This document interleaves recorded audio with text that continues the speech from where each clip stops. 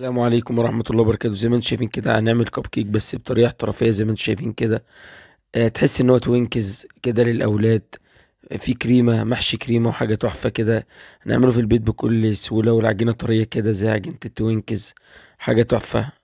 تابعوا الفيديو للآخر عشان تعرفوا طريقة الكب كيك بالكريمة. عندنا 3 بيضات بدرجة حرارة الغرفة كده. بنضربهم كده لمدة دقيقتين أو لحد ما يدوبوا معانا كده زي ما انتم شايفين. طبعا معانا كوب من السكر.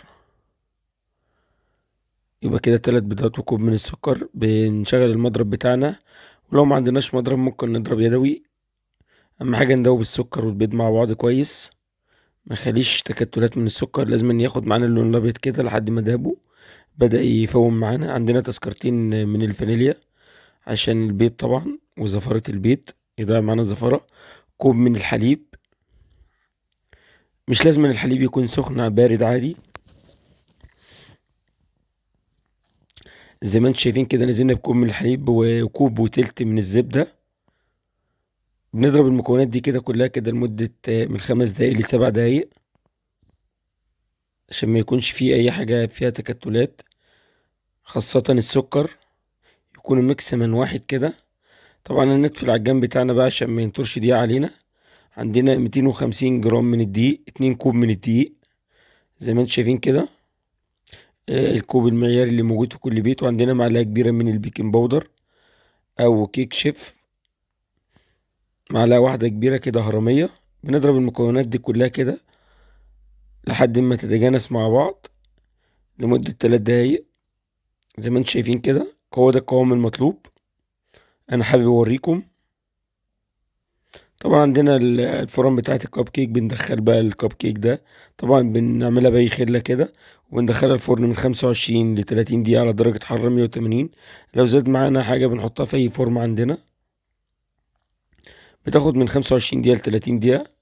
زي ما انتم شايفين كده الكب كيك طلع في الفرن البوتاجاز العادي. بنشغله ونسخنه كويس، وبعد كده بنطفي الشواية ونشغل المروحة. بيطلع معانا بالقوام والجمال ده. بنسيبه بس يبرد كده، وبعدين بقى بنبدأ نديله الكريمة بتاعتنا.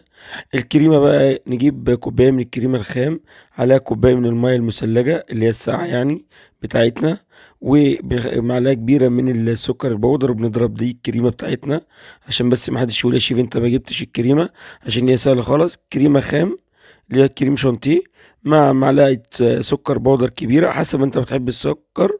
وبنحط عليهم كاسة من المية الباردة كده. طبعا احنا الكب كيك بتاعنا بنبدأ بقى نفتحه كده بأي حاجة عندنا.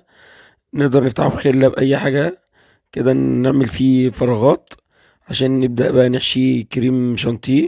وممكن مع الكريم شانتيه ده ندي سنة من الكريمة اللباني. لو عايز نرفع تيست ممكن ندي شوكولاتة مع الكريم شانتيه عشان ناخد تيست كويس. انا حبيت اخليها كريمة كده زي التوينكس بالظبط. انت لو ما تيجي تاكلها او تعملها بنفس الطريقة دي وسهلة خالص، مش هتاخد معاك وقت. هتحس ان انت عملت توينكس بس على هيئة كب كيك كده للأولاد، والعجينة طرية زي عجينة التوينكس كده وجميلة. اعملوها وقولوا رأيكم. انا الشيف محمود بقدم وصفات واكلات. تابعوني عشان نعمل وصفات اكتر واكتر. زي ما انتم شايفين كده كريمة بقى مالية الكب كيك كده في البيت بكل سهولة. وحاجة كده ايه محترمة للأولاد وللمدارس. تقدروا تعملوها لكم ولأولادكم. حاجة صراحة تحفة يعني. ولا من الآخر. صلوا على الحبيب قلبك يطيب عشان نعمل وصفات كتير واكتر واكتر.